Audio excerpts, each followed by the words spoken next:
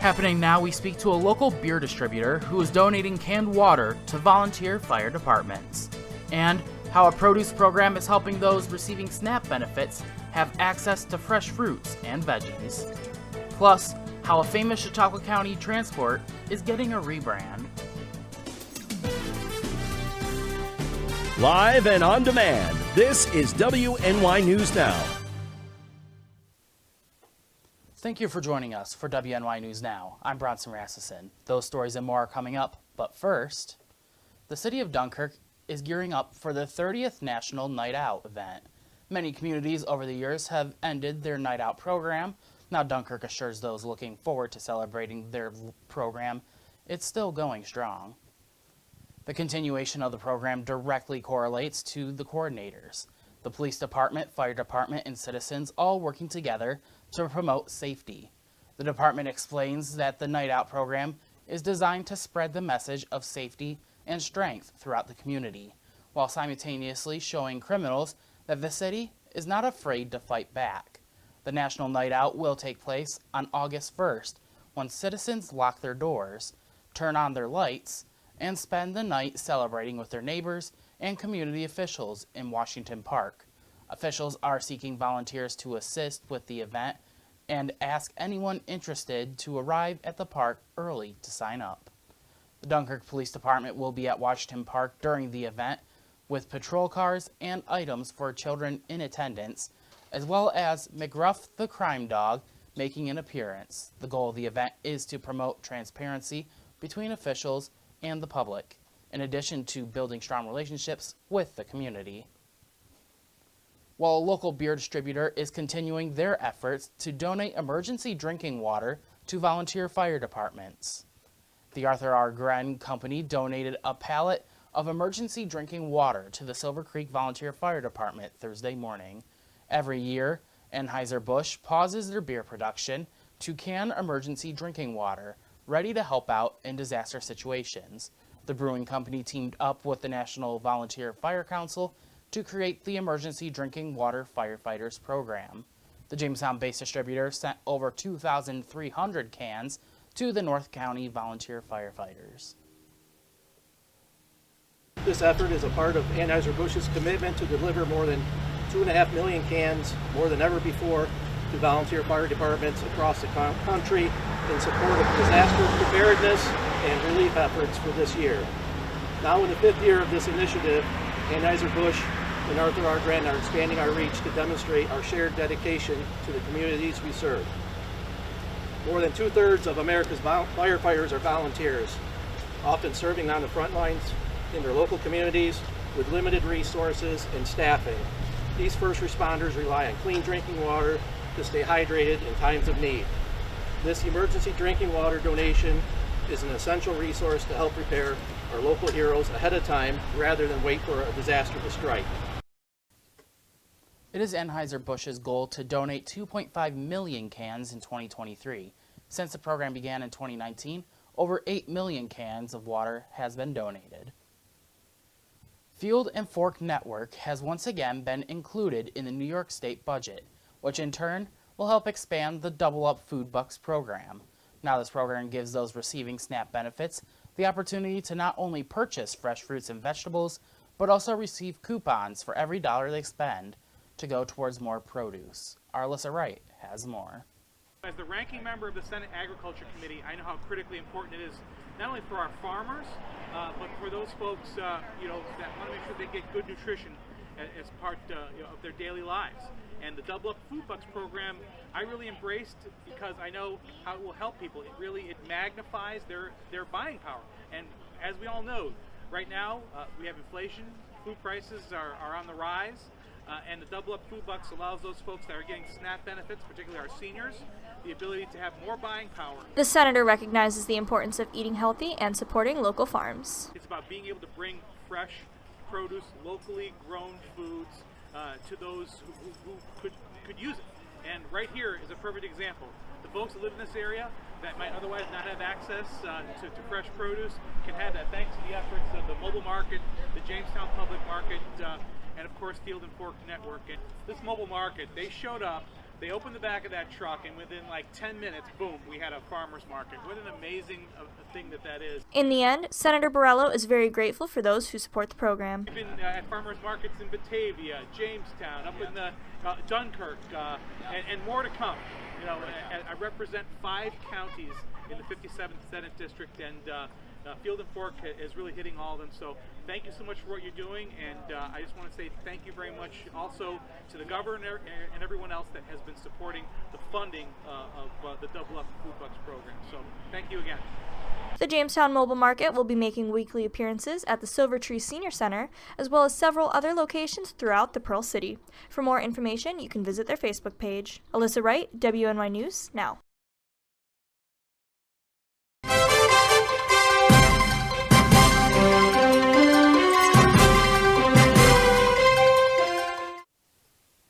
Former President Donald Trump plans to hold a campaign rally in Erie, PA this weekend. The rally will be held on Saturday, July 28th in the Erie Insurance Arena. Live openings will begin at 8 p.m., with doors opening at 1 p.m. Things will start to kick off starting at 4, where special guest speakers will deliver remarks, leading up to the former president taking the stage at 6. This will be former President Trump's 4th rally in Erie, the last 3 taking place in 2016, 2018, and 2020. Now the mayor of Erie plans to bill the former president ahead of the rally. He also stated that Trump still owes the city of Erie an unpaid $35,000 bill from the 2018 rally. Now these high costs are related to the overtime pay for staff and police presence for the arena. Well, getting a first check of our first weather forecast, we have our chief forecaster, Andrew Stevenson. You know, the traffic for that event's going to be crazy. That combined with, I think, the Erie Seawolves are playing tomorrow, and then I saw there's like a concert going on downtown. I would not want to try to beat that traffic tomorrow. Anyway, speaking about the weather, we got some watches and warnings to talk about. The parts of the Niagara, or the Niagara frontier up towards to the north of us are under a heat advisory through the rest of the afternoon, where heat index values will likely be in the mid to upper 90s. Now, the rest of the region is going to still be quite warm, but the rest of the region is not under a heat advisory. And we also have a flood watch that was issued by the National Weather Service in Cleveland for Erie and Crawford County in Pennsylvania, and that will go until 8 o'clock tomorrow morning. Now, a couple rounds of showers and thunderstorms later this afternoon and into the night and early tomorrow could lead to some localized flooding, which is why they issued that flash flood watch. Speaking about temperatures, it's going to be quite warm this afternoon. Now, these are model estimates for the temperatures this afternoon. Now, this is not the exact numbers that will happen, but this gives you an idea that it will be quite warm this afternoon, with highs projected to be from anywhere from the mid to upper 80s across the southern tier. Some areas well inland from Lake Erie might even make it into the lower 90s, and areas closer to Lake Erie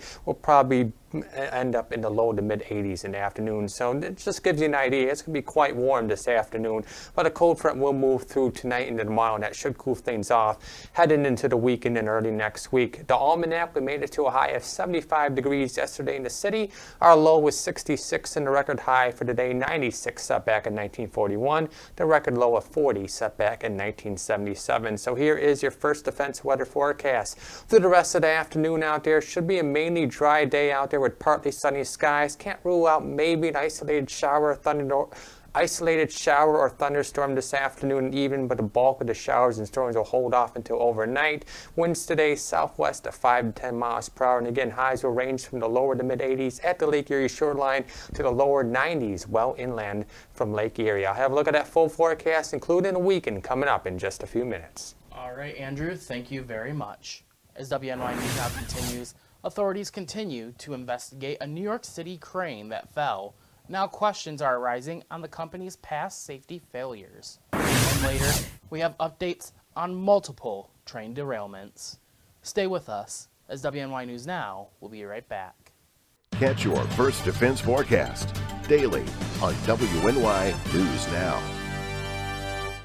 EagleZip.com is your local one-stop shop for all of your home and business computer needs. Located on Fluvanna Avenue Extension, just outside of Jamestown, EagleZip.com sells and services all brands of desktops and laptops, as well as servers and network equipment for your business. All new computer sales include transferring your data from your old computer plus a 2-year warranty. Call EagleZip.com today. Stop by EagleZip.com today and let us make computers easy for you. Honorary Forest Ranger Betty White here, lending a hand to my dear friend Smokey Bear. Because for years, he's only said, only you can prevent wildfires. But there's a lot more to say. Like, if you park your car on tall, dry grass, the hot exhaust pipe can start a wildfire. So keep the animals safe, especially the cute shirtless one. Go to SmokeyBear.com to learn more about wildfire prevention. 3-on-3 basketball returns to Jamestown, New York this summer. Collaborative Children's Solutions and partners are hosting a Gus Macker tournament August 19th and 20th. Register online at macker.com before July 31st. You're watching WNY News Now, where coverage comes first. Authorities continue to investigate a crane collapse that rained thousands of pounds of steel debris onto a busy Manhattan thoroughfare and injured 12 on Wednesday. Now the owner and operator of the failed crane are facing scrutiny over the past safety failures. The tower crane, owned by New York Crane and Equipment Corporation, was hoisting concrete to the 36th story of a luxury high-rise when a fire broke out in the machine's cab. The flames burned through a cable holding the crane's arm in place, sending the 180-foot-long boom crashing to the ground. 9 civilians and 3 firefighters were taken to local hospitals with non-life-threatening injuries due to the fall. The fire's cause is still under investigation. In the meantime, neither the crane's company nor its operator have been publicly accused of any wrongdoing. Officials say it is troubling that a crane company cited for past safety failures was once again linked to a major incident. While Special Counsel Jack Smith is bringing additional charges against Donald Trump in the Mar-a-Lago classified documents case. Along with the new charge, a third defendant has been named in the case against the former president. Carlos de Oliveira has been charged with lying to the FBI about moving boxes with classified documents. The 56-year-old is a maintenance worker at Trump's Mar-a-Lago resort. He has been summoned to appear in federal court in Miami on July 31st. Meanwhile, Trump is now facing one additional count of willful retention of national defense information and 2 additional obstruction counts. The indictment alleges that Trump and Olivia asked a Mar-a-Lago employee to delete security camera footage after the Justice Department issued a subpoena for the footage. Trump and the defendant were previously charged last month and have pled not guilty. In an interview, the former president rallied against the latest charges, calling them, quote, election interference. Trump also claimed that his position in the 2024 presidential election polls has made him a target of the Biden Justice Department.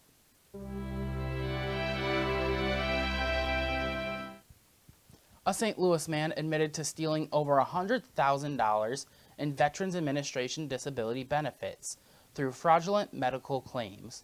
50-year-old Charles Adams underwent multiple medical evaluations after he applied for increased disability benefits for service-connected degenerative disc disease with degenerative arthritis. In April of 2017, Adams reported difficulty getting out of bed and an inability to stand on occasions, with a medical professional noting his slow walking speed and noticeable limp. Adams also showed severe limitations in his range of motion, rotation, and other use of his back. Soon after the examination, Adams performed various strenuous exercises with high levels of resilience, including deep squats, leg presses with over 800 pounds, and rope pull-downs, a vast difference compared to his previous examination. Now videos on Instagram account @TLFTrainer shows Adams lifting heavy weights and squatting as early as late 2017, contradicting Adams' claims of limited mobility. In February 2018, Adams filed for unemployment benefits. Included in his application was a statement from the doctor based on the 2017 medical examination. Adams also applied for Social Security disability in August of 2019 after a January 2017 application was denied. In his second application, Adams stated his medical conditions affected his motor abilities. However, Adams never reported that he went to Club Fitness for workouts, checking in a day before a July 7, 2020 hearing for his second disability application.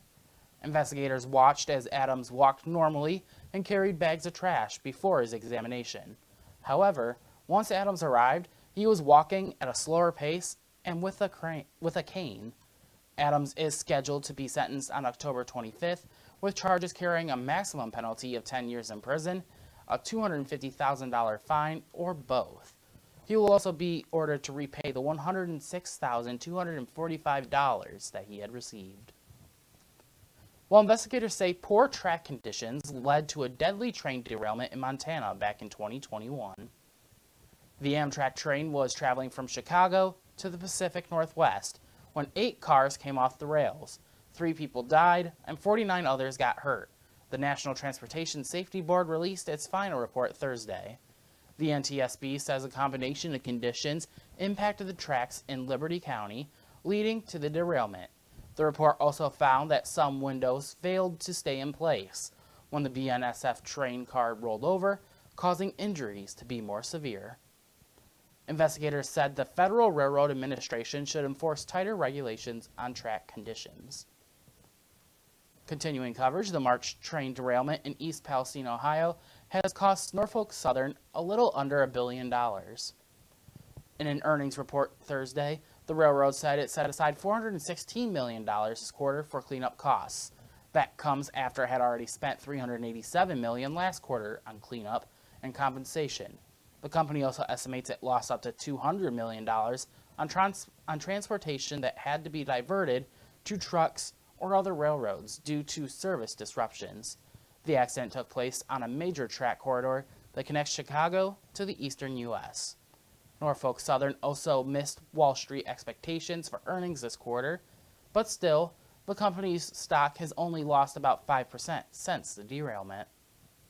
Well, coming up, we meet this week's featured furry friend. And later, 9 new buses are hitting the streets of Chautauqua County. We have more on that later in the show. But first, we return with a full look at our full weather forecast. You're watching WNY News Now, where coverage comes first. WNY News Now is covering stories that matter to you. 15-year-old Yadiel Diaz was subject to a public humiliation stunt by a fellow student in an act of violence and bullying. Now Yadiel's mother, Raquel, has had enough. Officials are trying to work with the county's homeless coalition to help support the homeless population locally. There are also plans in the works to build 2 new shelters. WNY News Now, where coverage comes first.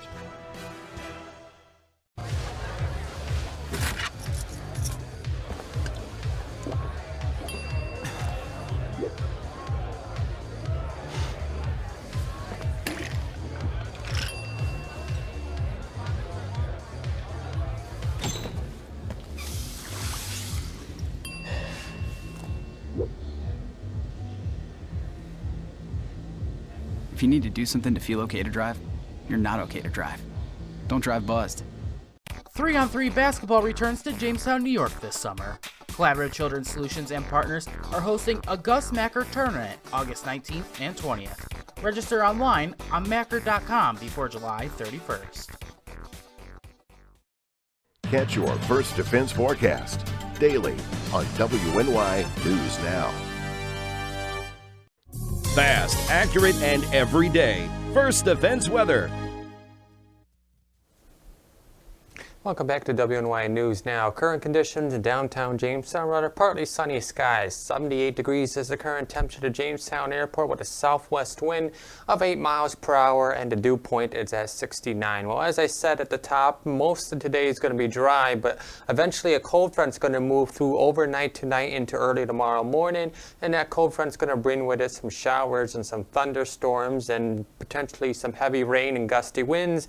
And the NOAA Storm Prediction Center does have our Western New York, most of Western New York, under a marginal risk for severe weather, and back towards Erie and Crawford County in Pennsylvania, they are under a slight risk for severe weather. Now, the main factor with these storms as they cross overnight tonight will be strong damaging winds and heavy rain. Speaking of the heavy rain, the Weather Prediction Center does have us under, or far portions of the area, western portions of the area, under a marginal risk for flash flooding, and a little farther west into Erie and Crawford County, they are under a slight risk for excessive rainfall that could lead to flooding overnight. Now, this afternoon, evening will be mainly dry.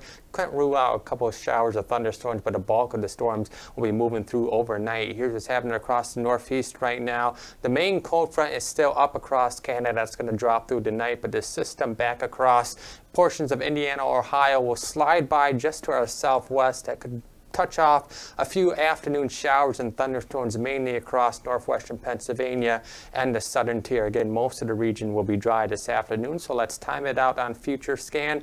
Future Scan will show most of the afternoon partly sunny skies. Again, a couple showers of thunderstorms possible as that one system passes by to our southwest. Now, tonight, Future Scan is actually showing most of the night mainly dry tonight. It's not having that low pressure system and actual cold front not move through until actually early tomorrow morning. Now, future models could push this up a little farther. A good factor with models is sometimes they don't have the exact time and you have to push back a couple hours. So right now it's having it move through tomorrow morning. Could be sooner than that into overnight hours. We'll see what the models show as they come in later this afternoon. And after that system moves through the cold front tomorrow morning, high pressure will build back in, and we should be dry through the rest of the weekend and into early next week. Well, the Tarp Skunks have their final game of the regular season tonight. It is fan appreciation night. If they win, they can make the playoffs, but they need to win. Should be a mainly dry evening for baseball, but again, can't rule out a few isolated showers or thunderstorms. It will be a warm and muggy one as well, with highs generally in the lower 80s, dropping only into the upper 70s by the end of the game. And now that 7-day outlook powered by Ultimate Satellite Solutions. So after that cold front moves through today, we'll be back down into the upper 70s tomorrow, and then Sunday and Monday into early next week, temperatures in the lower 70s. So the temperatures come down, the dew points come down, overnight lows will be in the lower 50s. Some areas might be even in the upper 40s. So after we get this cold front to move through, much more comfortable weather, and it'll be mainly dry through the rest of the weekend into early next week. And after tomorrow, next best chance of showers doesn't look like it'll be coming until the end of next week. All right, Andrew, thank you very much.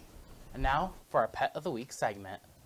In an effort to help animals find their forever home, WNY News Now is partnering with the Chautauqua County Humane Society in a segment called the Pet of the Week. Brian Papalea has more about this week's featured furry friend. Hey Bronson, we're here at the cat colony at the Chautauqua County Humane Society, and this is Brock. Brock is 1 year old, and he is looking for his forever family, and now is a great time to come adopt. Yeah, because we have Empty the Shelters going on through Monday. That is where the adoption fees are waived thanks to the Bissell Pet Foundation, and you can adopt an animal. Standard procedures do apply. So stop in, find out more about Brock, he's guts to get down, and all of the other animals here at the Chautauqua County Humane Society at chqhumane.org. Thank you. Look forward to seeing you next week for the Pet of the Week. Brian, thank you. To learn about any resident of the shelter, be sure to contact the Chautauqua County Humane Society at 716-665-2209 or visit chqhumane.org. Well, coming up next, we look at a string of new buses coming to Chautauqua County. You're watching WNY News Now, your source for breaking news. 3-on-3 basketball returns to Jamestown, New York this summer. Collaborative Children's Solutions and partners are hosting a Gus Macker tournament August 19th and 20th. Register online at macker.com before July 31st.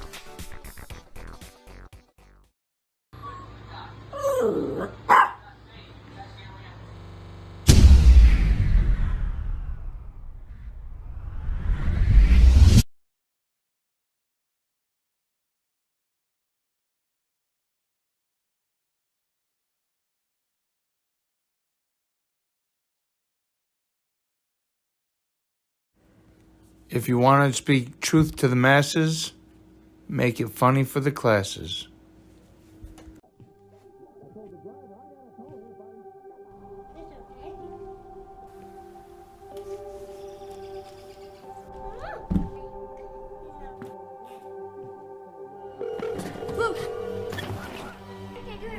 Where's your emergency? Everyone's on their way. What happened? Your friend's not breathing. Yes, please get my mom and dad. Oh my God! WNY News Now is covering stories that matter to you. 15-year-old Yadiel Diaz was subject to a public humiliation stunt by a fellow student in an act of violence and bullying. Now Yadiel's mother, Raquel, has had enough. Officials are trying to work with the county's homeless coalition to help support the homeless population locally. There are also plans in the works to build 2 new shelters. WNY News Now, where coverage comes first. You're watching WNY News Now, where coverage comes first. A famous Chautauqua County bus system has rebranded, getting dozens of new vehicles and even some trolleys to incentivize the county's public transportation. CHQ Transit, formerly known as CARTS, has rebranded purchasing a slew of new vehicles, all with custom wrapping jobs, featuring photographs from iconic Chautauqua County locations. Using an $826,000 grant from the State Department of Transportation, CHQ Transit was able to purchase the vehicles. Coordinator Michelle Westfall touted the new changes made possible from a $1.5 million grant from the state DOT. So with that money, we were able to buy the 3 trolleys, rebrand carts with the help of Cathode Ray Media. They are consultants that are helping us do this. We also have a little over $400,000 for new technology. We're going to be getting a cashless fare system, a mobile app, and signage and different things for our transportation hub when that's completed. And we also have a little over $100,000 to get a consultant in here to help us look at our routes to make sure that there's nothing we can do that's more efficient. Currently, there are 9 of the new buses hitting the streets as soon as today, with 35 buses in total getting new wraps over the next few months. For one CARTS patron, she's excited to see what the redesign has to offer. They're more reliable, economical, and it's cheaper. It gets you from point A to point B. The cabs, it takes time and it's more expensive. I love it. I'll ride as much as I can.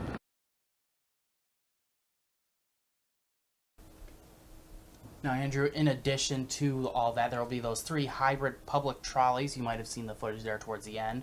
For a classic venture around Chautauqua County. Officials also hope that these trolleys will increase tourism for our region. While those with the CHQ Transit did not have an exact number of patrons for carts, they estimated the number at close to 80,000 rides through carts per year. An uptick has been happening ever since the COVID-19 pandemic. You know what the trolley truck or cars remind me of? I know some of the big cities, I think San Francisco is one of them, has those trolley cars that go through downtown, so that's kind of cool that we have something like that here. I was able to look inside it, and really it made me feel like if you were going to get in that, you'd really be on vacation. Like, I wanted something similar when I went up to Niagara Falls once, and they took you around in one of those. You can throw back to the old days when they had the trolley cars in all the cities way back in, what, the 1900s? Yeah.